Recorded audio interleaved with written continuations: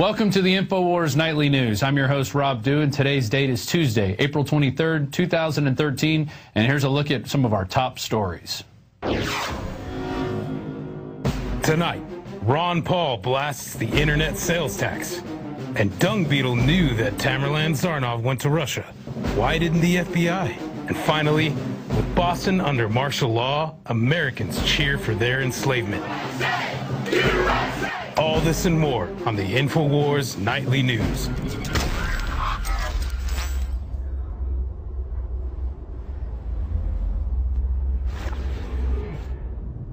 One of the biggest and most unreported stories of this Boston bombing scare is not the fact that they knew who these guys were, the FBI, that they knew they were traveling out of the country under assumed aliases, that they had been tracking them, that they had interviewed them, that there were drills going on. And we have eyewitnesses saying that. No. What is the biggest story?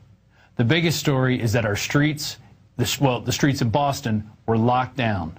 It was put under martial law, and it was done like that on purpose to get people conditioned to where anytime there's a crisis, we will send cops in and we will send people in to kick people out of their homes at gunpoint, and they'll go through their belongings without due process, violating the Fourth Amendment.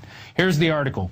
Shocking footage. Americans ordered out of homes at gunpoint by SWAT teams. This is from Steve Watson, April 22nd, and it is an amazing collection of pictures, that being one of them right there, where you have a guy coming out of a tank turret pointing a gun at somebody inside of a window. Shocking footage has emerged from Friday's lockdown in Boston, where federal police and National Guard troops and SWAT teams enforced door-to-door searches of everyone's home within 20 blocks as an entire city was placed under the orders to stay off the street. Here's a note from Alex Jones. Even though we've seen countless instances of lone gunmen on the streets, we've never seen an entire city locked down as we witnessed last week in Boston and its suburbs. This is the definition of martial law, is when due process is suspended and Americans are under military rule. And there's some video right there of them banging on people's doors, treating everyone as a criminal, and kicking people out at gunpoint, telling them to get their hands up. Get your hands up, boy. You see that? Get your hands up, slave. That's what they're telling these people. And it's over and over again. And they broadcast these images to the people over and over again, so they get conditioned. So they think that anytime something happens like this, we should have cops streaming everywhere, bugging their eyes out at people, yelling at people, pointing guns at them. That's supposed to be the new America, when we know for a fact that these guys were, if nothing else, agent provocateurs, financed via the CIA through sleeper cells. This thing stinks to high heaven, these two brothers, supposedly these horrible terrorists. And there's some of the photos right there. But there is one photo that we didn't put in this article, and it's one that went around on Facebook. It's one of the less publicized impressions from yesterday's standoff. A family with young children in Watertown was out of milk during the lockdown. And there he is. There's the guy bringing him milk. Because the state is the one who gives you milk. They provide you milk. It's not the fact that they were locked out from going outside. They were locked in their homes. It's not the fact that they couldn't leave if they tried to go outside for a cigarette or to bring their kids out to play on a playground. It has nothing to do with that. It's, no, the state is going to bring you your milk because we're here to help. That's what it's all about. It's all about that impression going over and over and over again.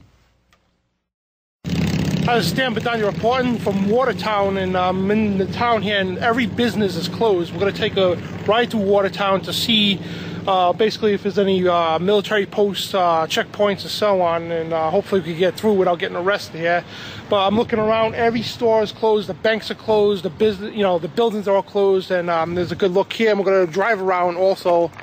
It's like a ghost town here in the middle of a business day. The KFC's closed, the gas station's closed. We're at a McDonald's, and it's a total lockdown. So you have police all over McDonald's. I guess in the parking lot here. Hey, they closed? We are closed. Oh, okay, thank you, sir. Okay. I understand. I know you can't get on this road. How do I get, like, you can get down this road. Okay. This is just a secure point for the police station. Oh, okay. You can go straight, however, Watertown Square is pretty limited. Going straight, you'll see the next roadblock anyway. This is Dan Badandi reporting. We're on Cambridge Street where they detonate controlled explosives, and they're not giving the media no information at all right now. It's just people gathering around, we're asking questions, what happened, and we just talked to a woman who is barred from a house that lives on the street. She's been barred since 7 o'clock this morning with no information given. What kind of announcements did they make to you?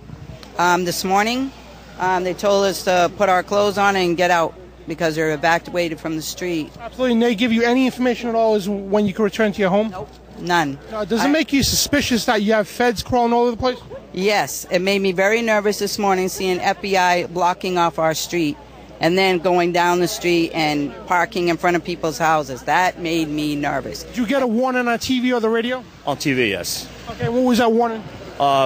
As far as like staying home, or they basically told us to stay home and not come out because it was a what do you call it, in shelter lockdown all over Cambridge. Did they disclose to you when they knocked at your door? Did they disclose to you what was happening?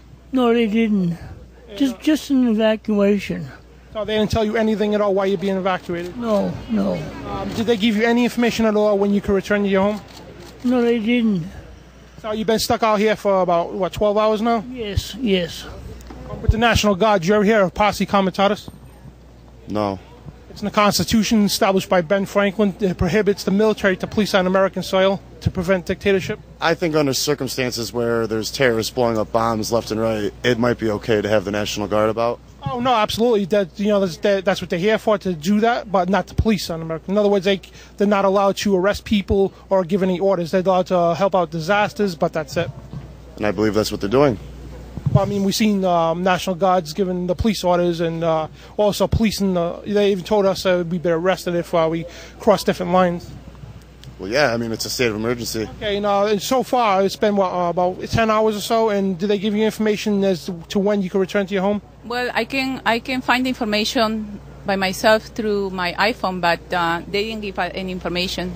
How about knowing that there's a bomb over there right now? How does it make you feel? Not safe, but I think it's going to be contained, so it's okay. Anyone cross the line, they'll be taken into custody. Media, civilian, anyone. Okay? This is the police state, yeah. And you're telling us I'm telling you to cross the police line, you'll be taken into custody. New World Order property, yeah. Thanks for serving the Constitution, sir. Yep, right there. You with the media? Yes, media I am. Credentials? Let me see them. Yes, I am. You see media credentials. Free speech systems. The #1 alternative media in the world, so. Okay. Well, Dan, we'll work together or work separate. Don't matter to me. Stay behind the line. Oh, could you please just tell us what's going on now? I mean, did they blow up the bombs yet? Sir, your behavior right now seems to be a little irrational to me. This is a very fluid and dangerous situation. I understand. So if you don't stop talking, you're going to be removed. Press or no press. Sir, you seem to be a little irrational right now. I'm not irrational. It's live on camera. Am I irrational? Am I irrational? I'm glad I didn't shave this morning, okay? Listen, your behavior to me appears to be irrational, confrontational. This is a very dangerous, fluid situation. If you're not understanding me, I'll take it a step further and help you understand. One question though. Who's going to give us information?